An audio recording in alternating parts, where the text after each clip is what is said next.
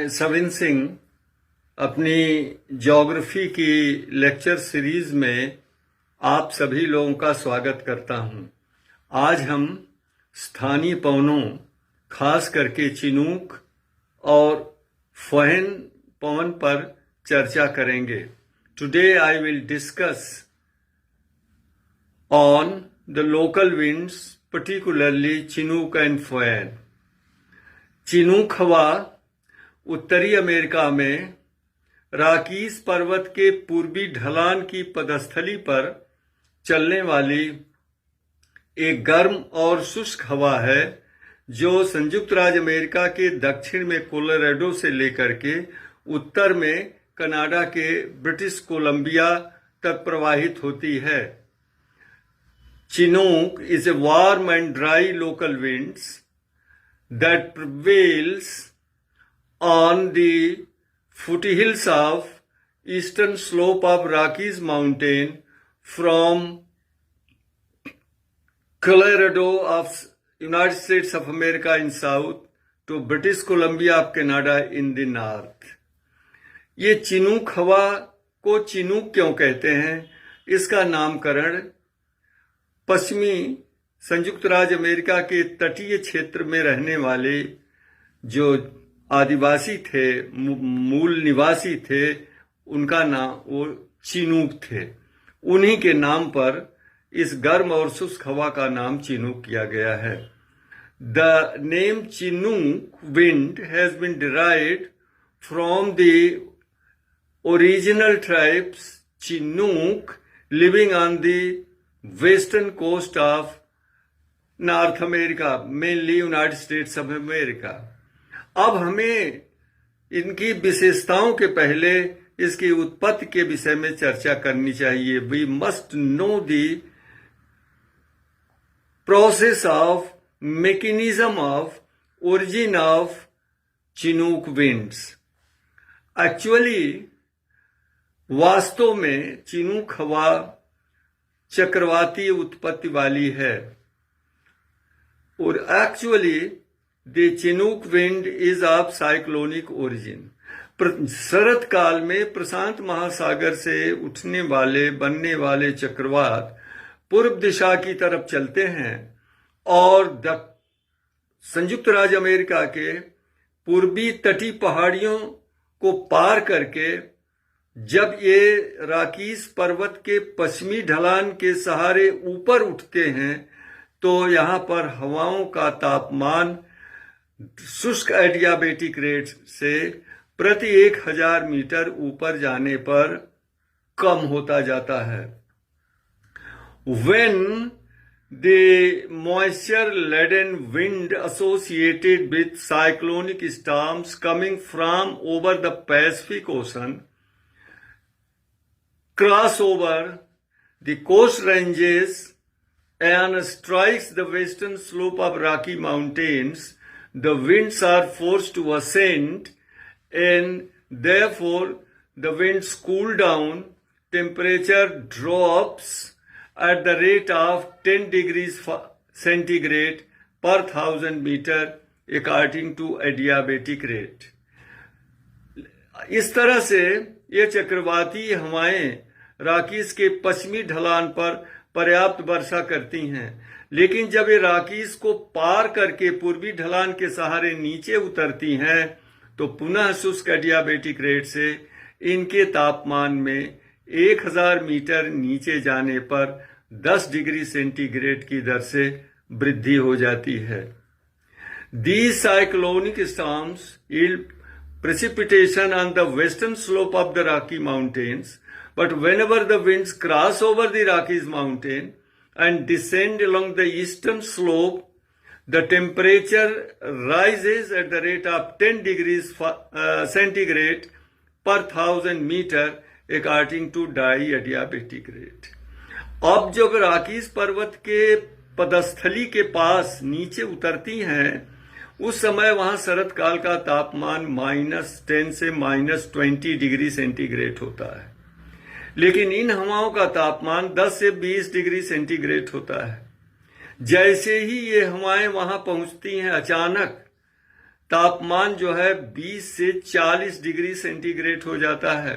20 से 30 degree centigrade हो जाता है, जिस कारण सतह पर जो हिमावरण होता है वो अचानक पिघल जाता है। Normally the average temperature during winter season on the ground surface at the foothills of the eastern Rocky Mountain slopes is -10 to -20 degrees centigrade. And the temperature of the Chinook wind is 10 to 20 degrees centigrade. So the moment these winds reach the ground surface along the eastern slope of the Rockies mountain, temperature suddenly rise 20 to 30 degrees centigrade. And therefore, the snow, the ice melts it as if by magic. जैसे लगता है जादुई असर होता है और ये him पिघल जाती है। इसलिए चिनूक हवाओं को यहां स्नो ईटर कहते हैं।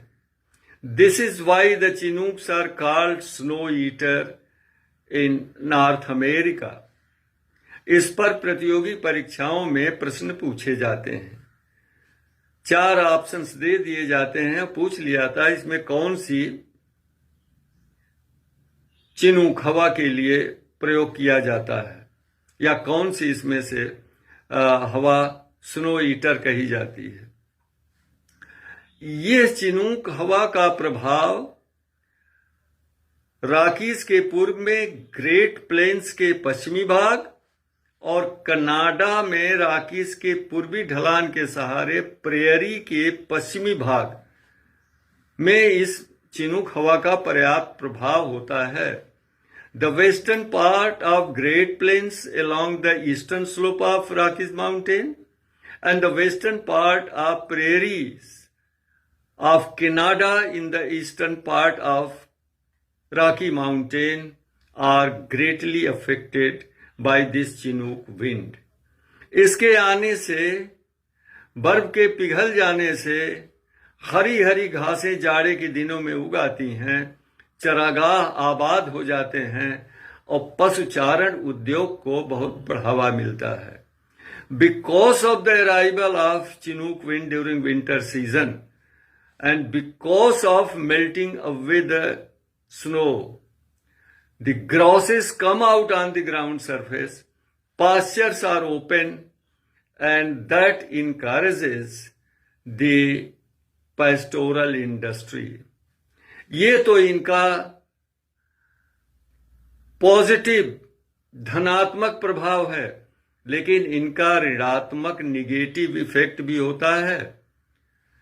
क्या कि जब तक धरातल के ऊपर हिमावरण होता है, नीचे मिट्टी की नमी बनी रहती है, लेकिन जैसे ही ये हिमावरण पिघल जाता है तो मिट्टी की नमी जो है वाष्पीकरण द्वारा शुष्क हो जाती है, जो स्प्रिंग सीजन में गेहूं की खेती के लिए नुकसानदेह होता है। The negative impact of chinook winds is that during winter season till the ground surface is covered by snow and ice, the moisture of the soils below remains intact. But whenever the ice cover and snow cover is removed because of arrival of Chinook wind, the moisture in the soil is evaporated. The soils become dry, and that is not beneficial to agricultural activity, particularly sowing of spring wheat. इसी तरह से कि हवा Europe में Switzerland, दक्षिणी Germany और Australia में प्रवाहित होती है, जबकि आर्द्र हवाएं रूम सागर के ऊपर से आती हुई आल्प्स पर्वत के दक्षिणी ढलान पर पर्याप्त वर्षा करती हैं, लेकिन उत्तर की तरफ आल्प्स को पार करके जब नीचे उतरती हैं तो गर्म और शुष्क हो जाती हैं। Similar wind to Chinook is called Föhn in Switzerland, southern Germany, and Austria. Here the humid air coming from over the Mediterranean Sea, blowing northward, when it strikes the southern slope of the Alps mountain, there will rainfall. But when they cross over the Alps mountain and descend along the northern slope, they are warmed up according to dry adiabatic rate, and they become dry and warm. And such conditions are found in the valleys of Switzerland, southern Germany and Austria. जब ये हवाएं फॉयन wind Switzerland की घाटियों में पहुंचती हैं तो बर्फ पिघल जाती है और शरदकालीन मौसम सुहाना हो जाता है। होटल्स, रेस्तरां और पब खुले रहते हैं और चारों तरफ चहल पहल व्याप्त हो जाती है। So whenever these foreign winds reach the valleys in Switzerland, then there is a very pleasant weather because of melting away of ice and snow. The hotel, restaurant and pubs are open, and therefore the tourist industry flourish in the valleys of Switzerland during winter season. This is why the valleys of Switzerland are called climatic oases. यही कारण है कि Switzerland की घाटियों को जलवायु नखलिस्तान कहते हैं, क्लाइमेटिक ओसिस कहते हैं।